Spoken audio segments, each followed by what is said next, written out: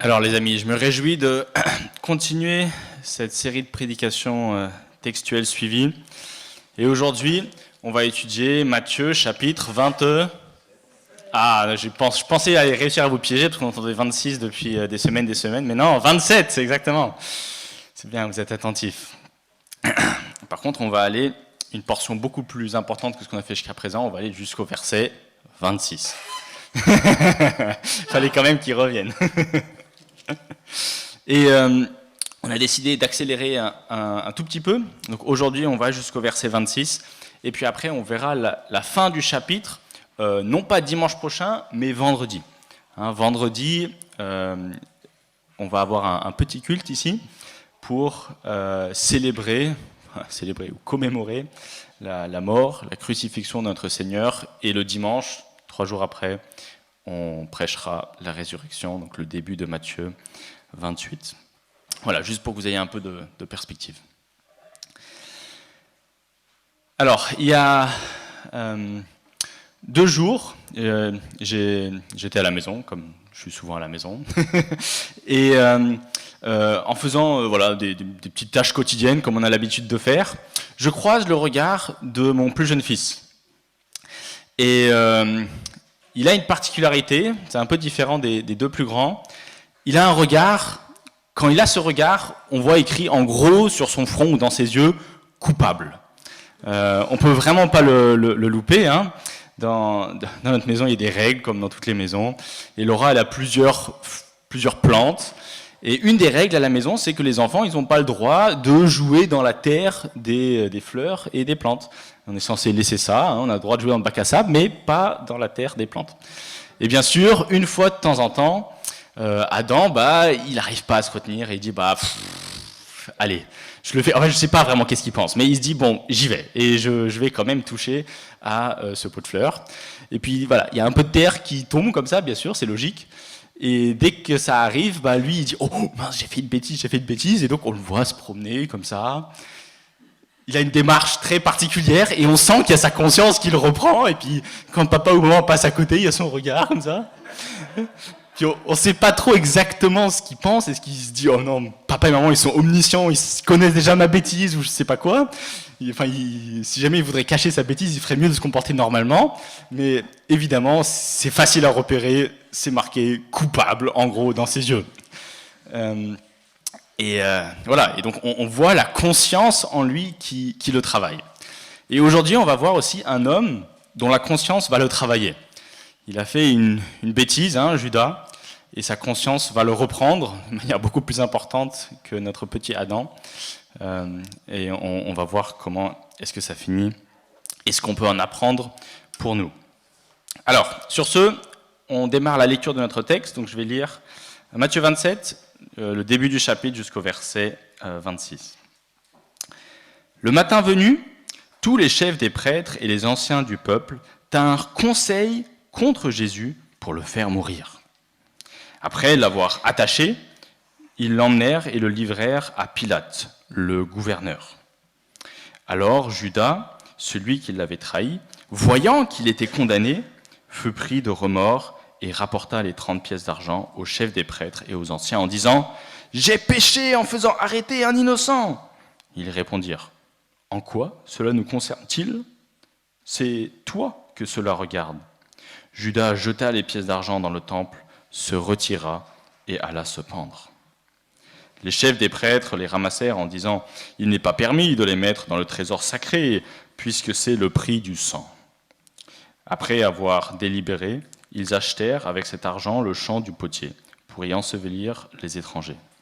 C'est pourquoi ce champ a été appelé champ du sang, jusqu'à aujourd'hui. Alors s'accomplit ce que le prophète Jérémie avait annoncé.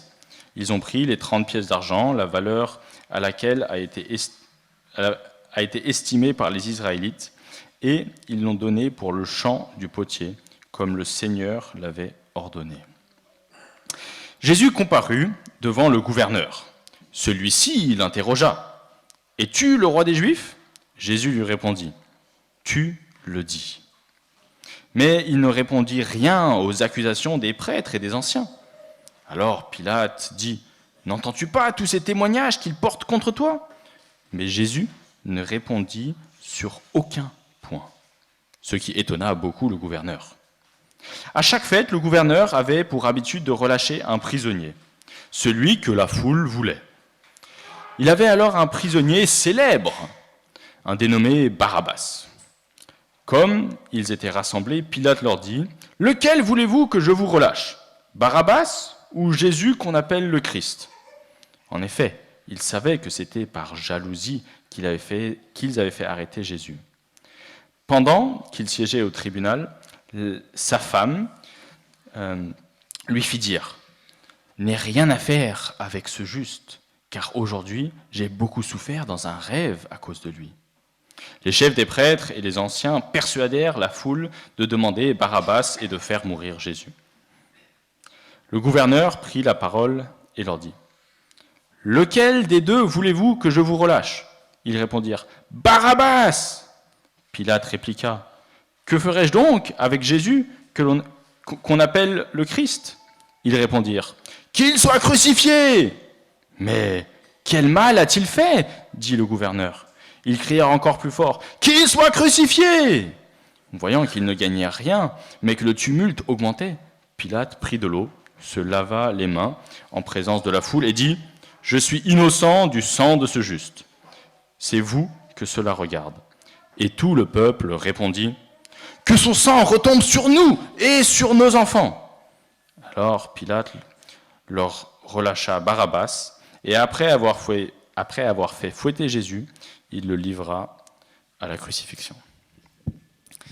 Quel texte, hein, les amis. Il se passe beaucoup de choses, et je dois vous avouer qu'on a ici deux histoires. C'est pas toujours hyper facile de voir comment est-ce qu'on prêche ces deux histoires sans faire deux mini-messages. Et ce que je vous propose un peu comme proposition principale, parce qu'ici on voit deux personnes qui sont pécheurs, on a Judas et Barabbas, mais on voit que les choses se passent de manière très différente. Donc je formule les choses de cette manière-là. Face au péché, il y a deux chemins, en tout cas le texte en présente deux, en réalité il y en a plus, il y en a même un troisième. La plupart des êtres humains face au péché, dans notre temps, ils ignorent le péché, ils continuent à vivre, et puis un jour ils subiront les conséquences de leurs actes. Mais ici, il y a deux chemins face au péché. Il y a Judas qui désespère de son péché et va mourir. Et il y a Barabbas qui, alors, il n'est pas question comme quoi il a foi en Jésus ou quoi que ce soit, mais il se retrouve sauvé de son emprisonnement et de sa condamnation, et Jésus vient quelque part prendre sa place. Donc soit désespéré dans le péché, soit être sauvé par Jésus ou quelque part à la place de Jésus. Alors, pour vous donner un peu de contexte, un peu d'explication de ce texte, donc vous imaginez bien que les chefs des prêtres et les anciens, ils ont déjà entre eux déterminé que Jésus devait mourir. C'était clair, hein, c'était le texte de la semaine dernière qu'on a vu avec Johan. Sauf qu'ils ont un problème, c'est qu'ils n'ont pas le droit d'administrer la peine capitale, parce que Jérusalem, à l'époque, était sous emprise romaine, et les Romains ont dit « Ok, vous pouvez régler les petits problèmes mineurs entre vous, mais si vous voulez mettre quelqu'un à mort, il faut qu'il vienne devant un tribunal romain, et c'est nous qui déciderons si oui ou non il sera mis à mort. » C'est comme ça que ça se passait à l'époque, hein, à Jérusalem. Et puis généralement, si c'était un citoyen romain qui était, dont le verdict tombait, qui devait subir la peine capitale, il était décapité, et puis les non-citoyens romains, ils étaient crucifiés. Donc il fallait qu'ils trouvent autre chose qu'un simple blasphème, ces Juifs, pour accuser Jésus, pour que ça passe devant le tribunal romain.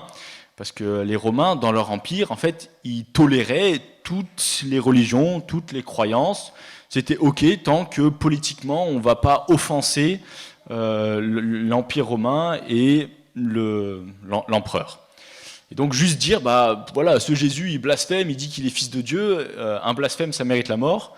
Bah, devant le tribunal romain, ils auraient dit, bah non, enfin nous, un être humain ne mérite pas la mort pour ça, d'après nos lois. C'est un peu comme si nous, en tant qu'église de Fény, hein, imaginez que, je sais pas, on connaisse quelqu'un qui trompe sa femme, Et on prend cette personne et on va à la gendarmerie, on dit voilà, on aimerait porter plainte parce que tel homme a commis adultère avec sa femme. Bah, les gendarmes vont nous dire qu'est-ce que vous voulez qu'on fasse, la femme peut le divorcer s'il veut, mais il n'y a rien qui est interdit, il a le droit de coucher avec qui il veut. Et donc là, c'est un peu pareil. Donc il faudrait qu'on trouve une autre excuse, il faudrait qu'on monte un dossier, il faudrait qu'on dise ah mais non, en fait, cet homme, il bat sa femme. Et là, les gendarmes disent ah ok, là on a peut-être quelque chose où on peut faire quelque chose. Et donc là, c'est pareil. Les chefs des prêtres, il faut qu'ils arrivent à trouver quelque chose de plus conséquent et qui résonne aux oreilles des Romains. Et ce qu'ils vont trouver, et Matthieu ne le décrit pas tellement, mais ils veulent présenter Jésus comme un rebelle, comme quelqu'un de dangereux, quelqu'un qui veut se rebeller et qui veut s'attaquer au pouvoir des Romains, un peu comme ils imaginaient leur Messie, un peu comme les zélotes de l'époque qui avaient pour but de tuer les Romains pour essayer de libérer Jérusalem. Et donc, on le voit dans notre texte aussi, une des stratégies qu'ils ont, c'est de présenter Jésus comme un criminel. Je ne sais pas si vous voyez dans notre texte, le verset 2 dit « Après l'avoir attaché, ils l'emmenèrent à Ponce Pilate ». Donc comme si Jésus avait besoin d'être attaché. Attention, c'est quelqu'un de dangereux, il faut bien l'attacher, sinon Jésus il va s'attaquer à toi, Ponce Pilate, donc on te met en sécurité devant ce grand criminel. Okay, voilà, l'idée c'est de présenter Jésus de cette manière-là. Alors, bien sûr, il n'y avait pas du tout besoin, Jésus n'était pas ligoté lorsqu'il était dans le Sanhédrin. Jésus, depuis le début, en fait, même quand il se fait arrêter, il suit volontairement ceux qui l'arrêtent, et il va subir sans résistance, sans vouloir du mal à qui que ce soit, jusqu'à la crucifixion. En tout cas, c'est leur plan. Et Ponce Pilate, quelque part, c'est pas un grand méchant, mais c'est pas non plus un grand juste non plus. Et quelque part, il est assis sur sa chaise en tant que juge, mais il est surtout un bon politicien. Il n'est pas tellement un bon juge, parce que si Pilate serait vraiment un bon juge, lui-même il considère que Jésus est juste, il le dit, sa femme aussi dit et parle de Jésus comme étant ce juste. Pilate, en fait, lui, ce qui l'intéresse surtout, c'est de garder sa position. Lui, son job à Jérusalem, c'est de maintenir l'ordre politique. C'est de s'assurer qu'il n'y ait pas de tumulte, c'est de s'assurer qu'il n'y a pas de rébellion. Et pour lui, c'est plus important de satisfaire ce que la foule veut plutôt que d'administrer réellement la justice. Et c'est ce qu'on voit au verset 24. Voyant qu'il ne gagnait rien, donc en parlant de Pilate, mais que le tumulte augmentait, Pilate se dit « Ah ok, moi en fait, j'ai des comptes à rendre à mon supérieur, il faut que je montre que j'arrive à bien faire mon job et à ce que le calme reste à Jérusalem. Donc en fait, je vais pas administrer la justice pure, mais je vais faire ce qu'il faut pour que les choses soient le plus calmes possible. »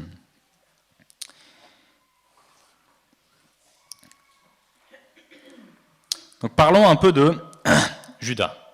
Judas, quelque part, il me surprend un peu, dans le sens qu'on pourrait se dire, mais comment ça se fait que Judas n'ait pas pu calculer à l'avance que ça allait finir comme ça ? On se dit, Judas, il trahit Jésus, voilà qu'il est trahi, voilà qu'il va se retrouver condamné à mort, et Judas, d'un coup, il se dit, ah mince, mais je voulais pas ça en fait. C'est quand même un peu étrange, donc honnêtement, je ne suis pas sûr qu'on puisse donner une réponse à ça. Certains spéculent, certains pensent même que Judas en fait a trahi Jésus dans le but de le piquer pour qu'il soit dans une situation difficile où après il va se rebeller, et il va vraiment être le Messie, peut-être que les Juifs ils attendaient, on n'en sait rien, peut-être pas, et peut-être on pourrait juste dire aussi l'âme humaine est un peu compliquée, pourquoi est-ce qu'il décide de trahir et puis finalement il le regrette ?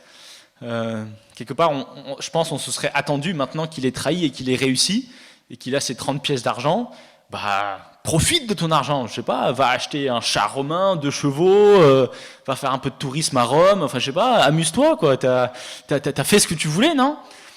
Mais c'est pas ce que Judas va faire. Et c'est là que rentre en jeu cette histoire de conscience.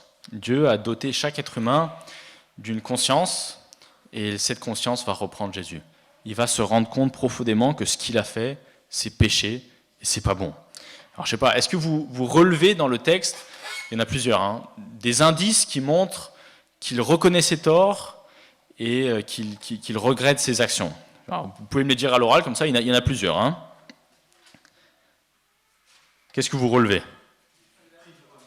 Pris de remords, excellent.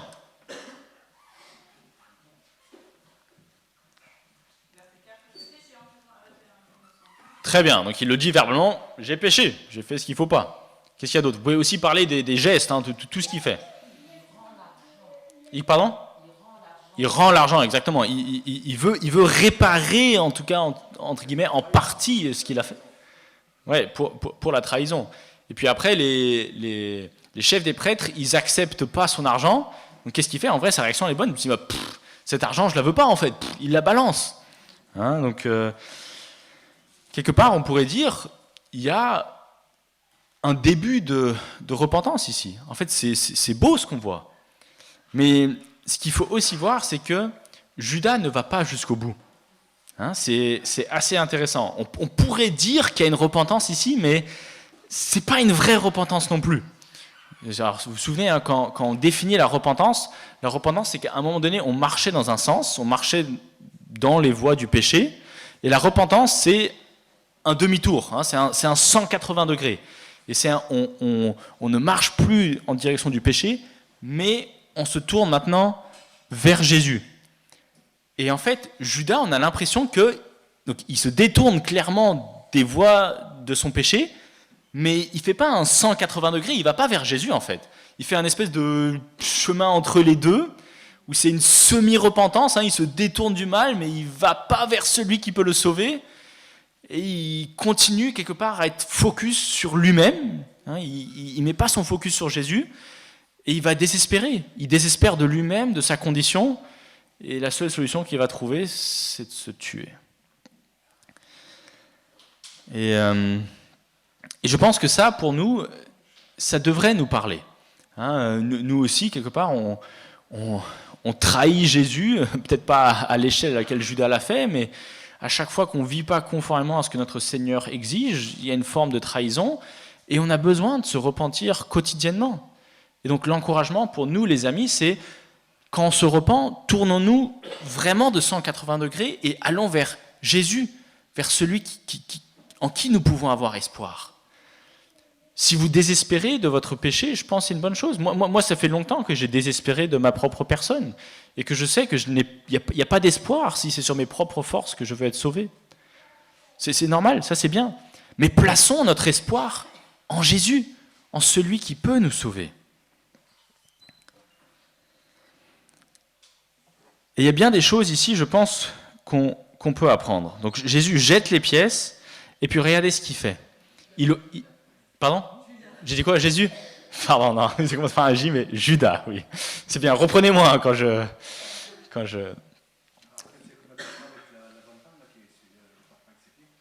Oui.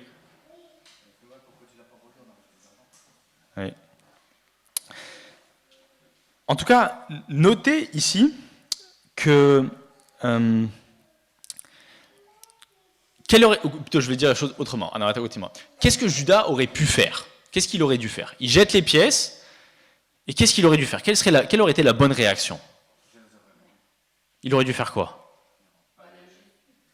Aller à Jésus, ouais. Demander pardon, oui. Oui, je pense aussi. Mais il aurait pu, par exemple, aller voir les autres disciples, aller voir les apôtres, et dire, purée les gars, je suis désolé, désolé l'expression, j'ai merdé, j'ai complètement foiré, pardonnez-moi, est-ce qu'il y a moyen de réconcilier la chose? Peut-être qu'eux, ils auraient été énervés, ils auraient dit, non Judas, vas-y, on ne veut plus te voir, et puis bon, au moins il aurait essayé, mais il n'essaye même pas. Qu'est-ce qu'il fait ici, Judas? Il se retire, il s'isole. Hein, et ça, c'est exactement ce qu'il ne faut pas faire. Quand on se rend compte qu'on a péché, les amis, l'encouragement, c'est aller voir Jésus, prier, mais aller aussi voir les frères et sœurs, essayer de réparer ce qui est réparable. Hein, l'isolement, au final, conduit à sa mort ici. Parce qu'il va s'isoler, et ça va être l'occasion parfaite pour Satan de parler à son oreille. Il lui dire, oh là, t'es nul, t'as foiré. De toute façon, il n'y a plus rien que tu peux faire, juste tue-toi en fait, il n'y a plus aucun espoir pour toi. Il serait peut-être allé voir les autres apôtres, peut-être les autres apôtres lui auraient dit « Ah Judas, vraiment t'as fait n'importe quoi, mais ok, on te pardonne et on veut t'aider à continuer à vivre la vie chrétienne, on veut t'aider à redresser les choses. » Mais la réaction de Judas n'était pas bonne, hein. Il se retire, il s'isole, Satan prend emprise de son cœur et Judas va faire ce que Satan a chuchoté à son oreille et Satan a réussi, Satan a gagné dans cette histoire. Alors bien sûr, on sait que ça a été prédestiné depuis tout temps que Judas allait trahir Jésus et Jésus lui-même dit qu'il vaut mieux que l'homme qui me trahira ne soit pas né, tout ça. Mais ça n'empêche pas qu'on puisse retirer des leçons de ce passage et voir comment est-ce que Judas aurait dû vivre, aurait dû agir. Donc on continue notre texte. Donc ça c'est quelque part la première partie, c'est face au péché, il y a le chemin du désespoir. Et quelque part, Judas n'a fait le chemin qu'à moitié, il a reconnu son péché, il y a une semi-repentance, mais il n'a pas tourné les yeux vers Jésus et il n'a pas placé sa confiance en lui. Finalement, cet argent, les chefs des prêtres, ils se disent c'est pas de l'argent qu'on peut utiliser pour le trésor. Dans la loi de l'Ancien Testament, il y a des lois qui disent comme quoi, par exemple, l'argent d'une prostituée, enfin de l'argent qui est considéré un peu sale, tout ça, on n'a pas le droit d'utiliser pour le trésor du temple. Et donc ils disent ok, ça rentre dans cette catégorie-là, donc on va plutôt acheter un champ dans lequel on va enterrer ceux qui ne font pas partie de notre peuple, les non-juifs. Et puis, la suite du passage, dans Actes des apôtres, il y a également le récit de Judas qui se prend la vie. Et il y a cette question de comment est-ce qu'on réconcilie ces deux passages. Parce qu'évidemment, il est question que ici, c'est les chefs des prêtres qui achètent le champ, que Judas se pend. Et après, Actes des apôtres parle d'un Judas qui serait tombé en avant, qui se serait éventré, et que ses entrailles se seraient répandues dans un champ. Actes des apôtres, c'est ça ? Ouais. Et donc se pose la question comment réconcilier ça. Alors on pourrait en parler longtemps, mais à mon avis, la meilleure hypothèse, c'est de dire que sûrement que Judas s'est pendu dans le champ que plus tard les pharisiens allaient acheter, et que dans ce champ-là, alors on ne sait pas exactement ce qui s'est passé. Est-ce qu'au moment où il s'est pendu, plus tard, la branche s'est cassée, il est tombé, il y avait, une souche un peu pointue ou quelque chose sur lequel il s'est éventré, et puis un truc comme ça, où quelqu'un est venu et il l'a vu pendu, et puis il s'est dit ok, bon, on va le descendre, il coupe la corde, et puis au moment de la chute, il s'éventre. Enfin voilà, il doit y avoir un truc comme ça, où en tout cas c'est clair qu'il s'est pendu, et qu'au final, il se retrouve éventré, et qu'il se retrouve dans le champ que les pharisiens avaient acheté. Donc voilà, un truc comme ça qui s'est sûrement passé. Finalement, en même temps, Jésus se retrouve devant ce gouverneur, Ponce Pilate, qui avait la gouvernance de Jérusalem à l'époque. Et il y a beaucoup d'éléments ici qui se retrouvent dans ce que Johan avait prêché la semaine dernière, avec une question qui n'est pas tout à fait la même, mais Jésus ne répond à rien, sauf par l'affirmatif à une question qui est « Es-tu le roi des Juifs ?» Et Jésus qui répond « Tu le dis ». Mais sinon, il répond à rien d'autre. Jésus sait qu'il est en route pour mourir. Et les chefs des prêtres, eux, ils n'ont qu'une envie, c'est de se débarrasser de Jésus. Le texte dit ici qu'ils étaient jaloux de Jésus, jaloux peut-être de son enseignement, de la renommée qui s'est acquise et tout, mais en tout cas, ils voulaient se débarrasser à tout prix. Et ça va très loin, Ils sont jusqu'à prêts à dire que le sang de Jésus, qu'il retombe sur eux et sur leurs enfants. Quelque part, ils prennent sur eux une malédiction. Ils ont conscience que Jésus n'a rien fait de mal, mais ils sont prêts à prendre sur eux cette malédiction. Et puis, sûrement que on ne sait pas qui d'entre eux se sont convertis, peut-être qu'il y en a eu. On connaît Nicodème, qui était un des chefs des peuples de l'époque, qui s'est converti, mais les autres, on ne sait pas, et sûrement que la grande majorité, en fait, ne va pas trouver le salut en Jésus. Et puis sûrement aussi que dans cette malédiction, que ton sang retombe sur nous et sur nos enfants. Sûrement que Matthieu, si l'interprétation qu'on fait de Matthieu 24 est juste, parle aussi de la destruction de Jérusalem à venir. Et que voilà, les Juifs, avec leurs enfants, vont être détruits lors de ce siège-là. Et que voilà, Jésus, quelque part, accomplit ce qu'il avait annoncé. Et que ce rejet qu'il a eu de la part du peuple juif finit par un jugement contre eux. Mais ce qui est frappant aussi, et j'aimerais attirer votre attention, c'est sur Barabbas. Barabbas, c'est un personnage en fait duquel on ne sait pas grand-chose. On a conscience de cet événement, mais on ne sait pas ce qui advient de lui après. Mais imaginez-vous, mettez-vous un peu à la place de ce Barabbas. Hein, vous êtes, les autres évangiles le disent, un meurtrier. Vous êtes un grand criminel. Le texte ici dit qu'il était célèbre, qu'il était connu, hein, pas pour des bonnes choses. Et sûrement qu'il est quelque part dans une cellule et il entend crier son nom. Il entend Barabbas, Barabbas, Barabbas, le peuple à l'extérieur qui crie. Hein, mais mettez-vous à sa place. Je ne sais pas qu'est-ce qui passe par sa tête. Est-ce qu'il se dit ok, d'accord, là c'est le moment où il m'appelle pour me faire crucifier. Puis finalement, le gardien, ils arrivent, ils ouvrent, ils disent ok, Barabbas sort. Barabbas sort.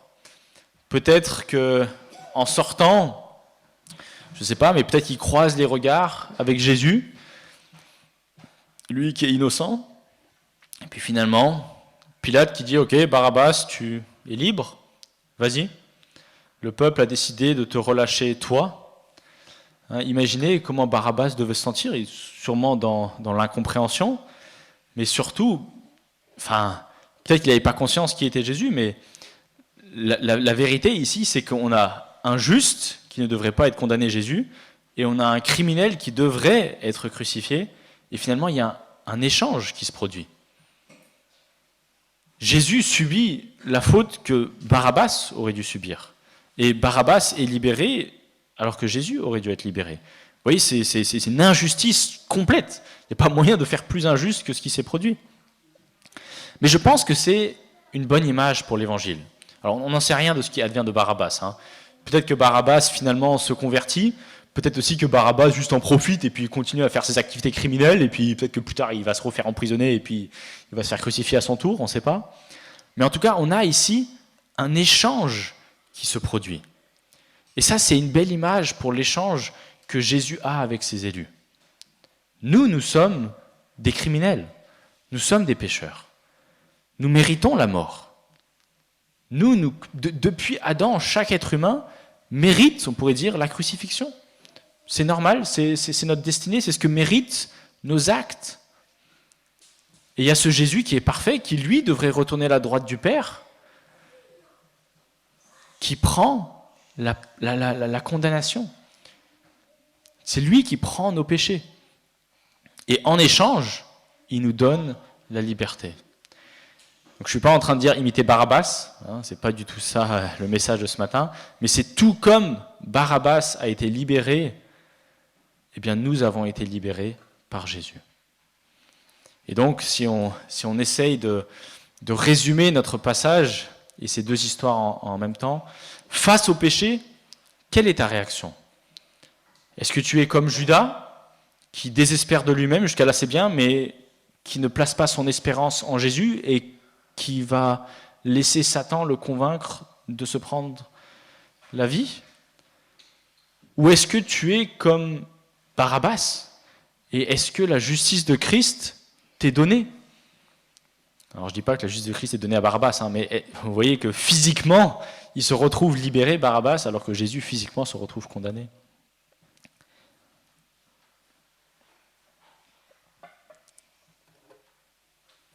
En tout cas, je pense qu'ici, il y a moyen qu'on puisse se prêcher nous-mêmes l'Évangile.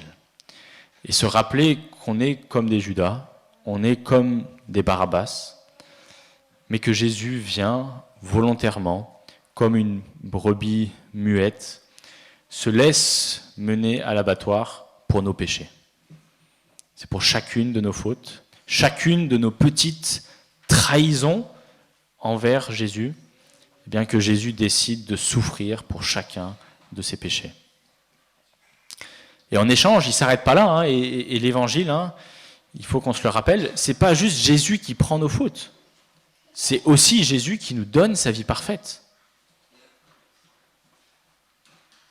Et ça, c'est quelque chose de merveilleux et qu'on veut se rappeler tous les jours. Et donc, j'espère que c'est un encouragement de plus pour nous ce matin.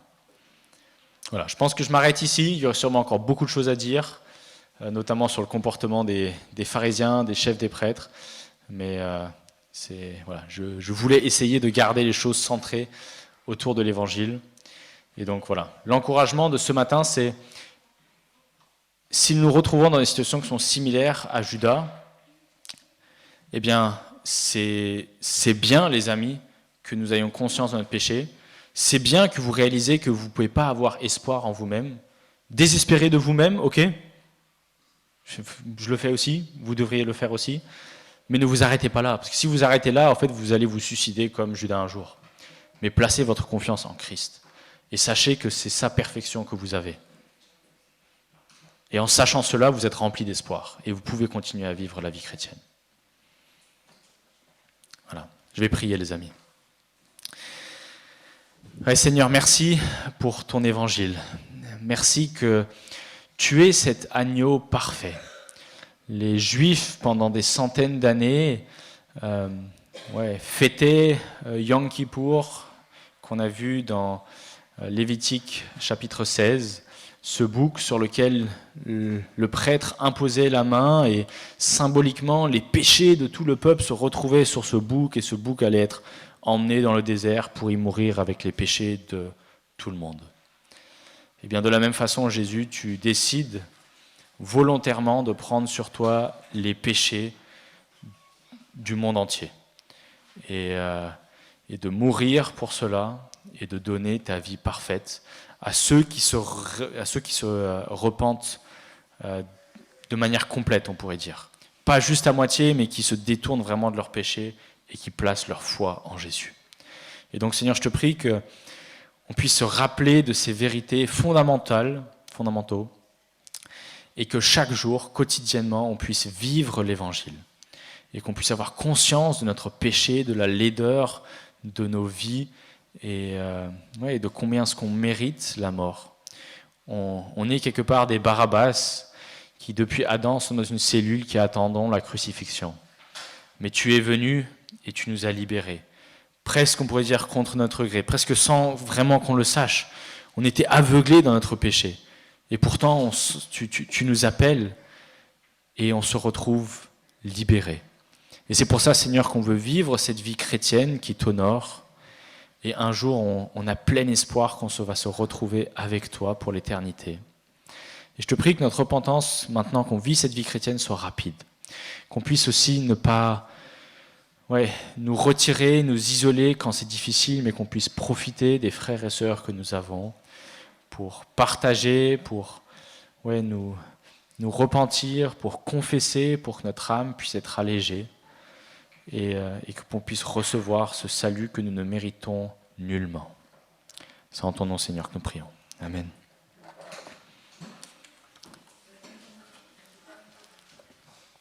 Alors les amis, on va chanter un chant et après ce sera le moment pour les plus jeunes d'aller dans la salle refuge pour une petite histoire et nous on va pouvoir prier en réponse au message qui a été prêché.